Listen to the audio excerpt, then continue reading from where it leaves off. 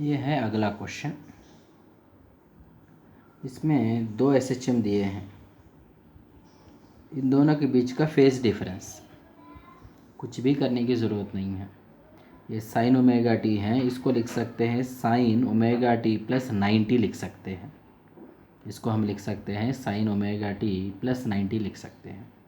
तो sine omega T plus 90 हो जाएगा ये, तो इसका फेज़ ओमेगा टी प्लस 90 हो जाएगा, इसका phase omega T, phase difference 90। Very easy question.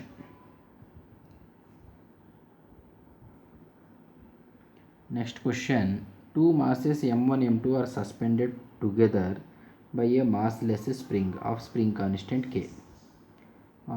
When masses are in equilibrium, m1 is removed without disturbing the system. Angular frequency of the oscillation क्या होगा? m1 को हटाने के बाद ऑसिलेट करेगा, किसके वजह से ऑसिलेट करेगा? k और m2 के वजह से ऑसिलेट करेगा। तो ऑसिलेशन में कौन ऑसिलेट कर रहा है? सिर्फ m2 ऑसिलेट कर रहा है। m2 सिर्फ ऑसिलेट कर रहा है, इसीलिए ओमेगा का फार्मूला हो जाएगा, ओमेगा का फार्मूला है k/m, √k/m। ऑसिलेट करने वाला m कौन है?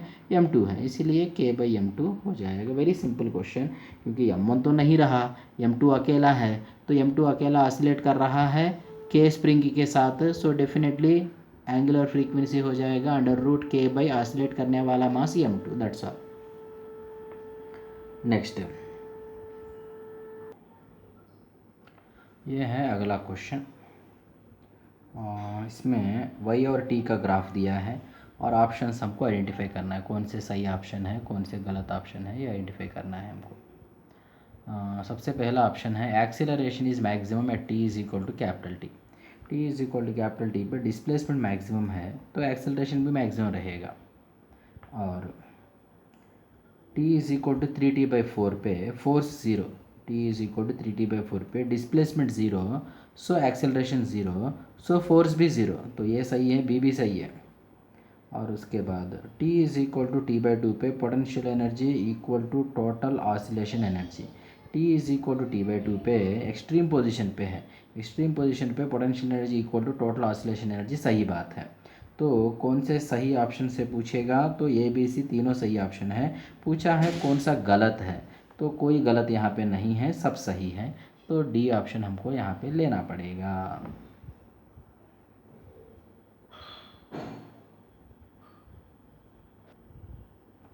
यह है अगला क्वेश्चन, जिसमें ऑब्जेक्ट को सी स्प्रिंग के अगेंस्ट, सी स्प्रिंग के अगेंस्ट ऑब्जेक्ट को अगर पुश करके छोड़ दिया है, छोटा सा पुश करके छोड़ दिया है, तो फिर जो ऑसिलेशन होगा इसी प्लेन में, जिस प्लेन में डायग्राम है उसी प्लेन में जो ऑसिलेशन जो होगा, व्हेन एम मास को सी के अगेंस्ट पुश करके छोड़ देंगे, तब जो ऑसिलेशन ऐसे होगा, उस ऑसिलेशन का टाइम पीरियड क्या है करके क्वेश्चन पूछा है।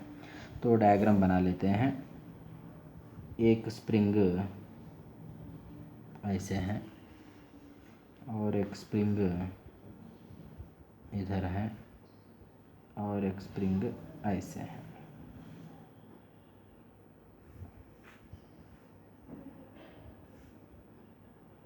ये सी स्प्रिंग है, यहाँ पे मास है एम मास, एम मास को सी स्प्रिंग के अगेंस्ट पुश किया है।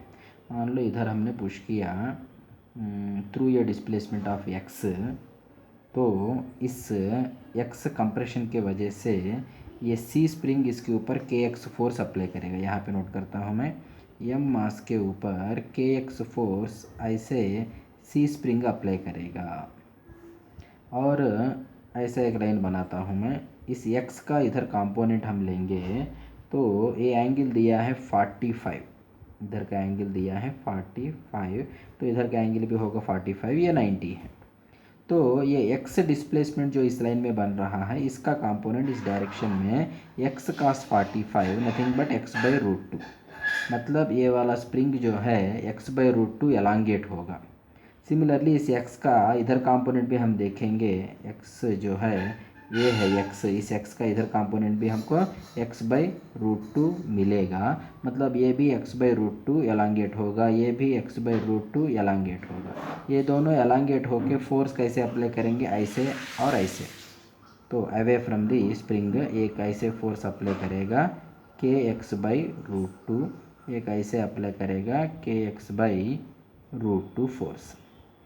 अब ये K x by root two का रिजल्टेंट इधर देखेंगे तो root two times two K x by root two होगा। रूट टू कैंसिल होके इन दोनों का इफेक्ट के एक्स है और इसका इफेक्ट के एक्स है। कुल मिला के इस यम मास पे एक्ट होने वाला टोटल फोर्स जो है 2kx होगा। 2kx total force nothing but net force nothing but mass into acceleration. अब इसमें से हमको क्या चाहिए, टाइम पीरियड चाहिए। Time period is equal to 2 pi into under root x by A, that is equal to 2 pi into under root x by A nothing but m by 2k होगा। This is going to be the answer.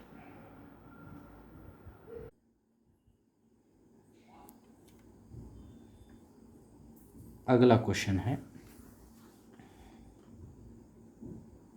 This one. आगे बढ़ने से पहले एक बार याद कर लेते हैं, मेरा बॉस भगवान। और इस क्वेश्चन में दिया है कि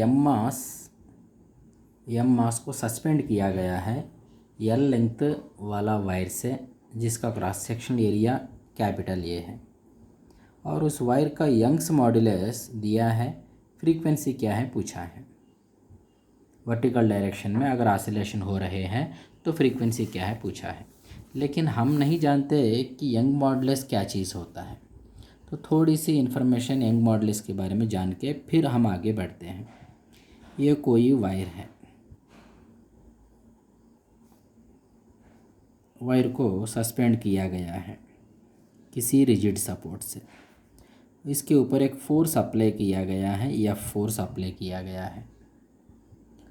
तो ये फोर्स के वजह से इसके अंदर थोड़ा सा एलांगेशन बन सकता है, डेफिनेटली थोड़ा बहुत बनेगा। देखने लायक बनेगा कि देखने लायक नहीं बनेगा, मतलब आँखों से दिखाई देने वाला बनेगा कि आँखों से देखने के लिए समझ में ना आने वाला छोटा वैल्यू बनेगा, कुछ तो डेफिनेटली बनेगा। इसका लेंथ यल है, इसका क्रॉस सेक्शनल एरिया, यहाँ का क्रॉस सेक्शनल एरिया अगर ये है तो एफ एल बाई ए ई, इसको कहते हैं यंग्स मॉड्यूलस। ऐसा इक्वेशन है। ऐसा इक्वेशन क्यों है, यंग्स मॉड्यूलस क्या चीज़ है और ऐसा इक्वेशन कैसे बना, ये बातें हमको डिस्कस करना होगा इलास्टिसिटी नाम का चैप्टर में। इलास्टिसिटी नाम का चैप्टर में ये बातें हम डिस्कस करेंगे, फ़िलहाल इसको डिस्कस हम नहीं करेंगे। तो Young's modulus is equal to F L by A E. और देखो इस इक्वेशन को मैं लिख सकता हूँ F L is equal to Y A E, और F is equal to Y A by L into E कहता हूँ। किसी वायर पे अप्लाई किया गया force is equal to Y A by L into E. जितना फोर्स हम apply करेंगे उतना ही फोर्स ये भी डेवलप करेगा, ई एलांगेशन के बाद उतना ही फोर्स ये भी डेवलप करेगा। इसीलिए ई एलांगेशन होके वायर रुक जाएगा, ऐसा नहीं कि कंटिन्यूसली एलांगेट होते जाएगा। फोर्स अप्लाई करने के बाद थोड़ा बहुत एलांगेशन होके रुक जाएगा। रुक गया मतलब जो फोर्स हम अप्लाई कर रहे हैं उसको कैंसिल करने वाला फोर्स यहाँ पे बना हुआ रहता है। हमसे इस पे अप्लाई किया गया फोर्स या फिर हम पे ये वायर अप्लाई करने वाला force is equal to Y A by L into E. इसको हम एक स्प्रिंग का फोर्स जैसा कंपेयर करेंगे तो स्प्रिंग का फोर्स जो है F is equal to K x होता है, और एक्स वहाँ का एलांगेशन होता है, ये यहाँ का एलांगेशन है, एफ फोर्स ये भी force.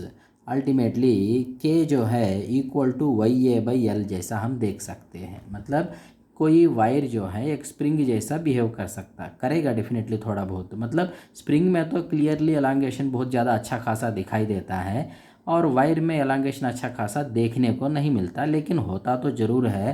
And every wire is going to act as a spring up to some extent. और ये वायर जब स्प्रिंग जैसा बिहेव करेगा तब उस वायर का K value Y A by L होगा। तो वायर को स्प्रिंग जैसा मान लेंगे तो वायर का के वैल्यू जो है वाई ए बाई एल है। तो अब इस क्वेश्चन को सॉल्व करना बहुत आसान हो जाएगा।